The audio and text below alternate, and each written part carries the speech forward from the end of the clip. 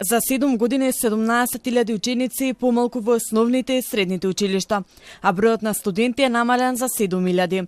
Ова се должи на миграцијата на младите во другите држави, каде што очекуваат да добијат поквалитетно образование и да имаат подобри можности за професионален развој.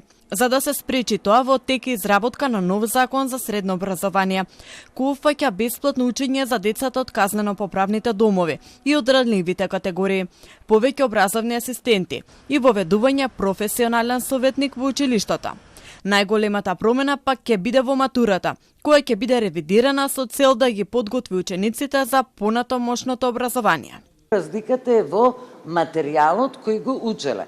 Бидејќи стручните имаат помалку општообразовни предмети, прашањата ќе бидат од тој квантум на часови и материјал кој они го savladале. Бидејќи гимназиите имаат повеќе, тие ќе имаат прашања од тој квантум кој го совладале. Во тек е изработка и на нов закон за високо образование кој ќе обезбеди можност за вработување на најдобрите студенти. Министерството за образование и наука се вклучи во тој процес да овозможи поголемо задоволство на младите, вработливост нивна, наоѓање нивно на пазарот на трудот и секако подобар живот.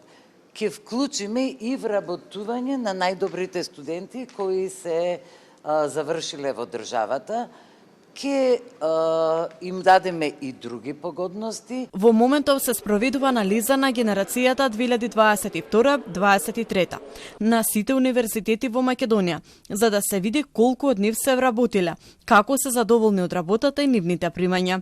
Со тоа би се знаело какви реформи се потребни во образованието, односно модернизирање на студиските програми и ставање во мирување некои студии.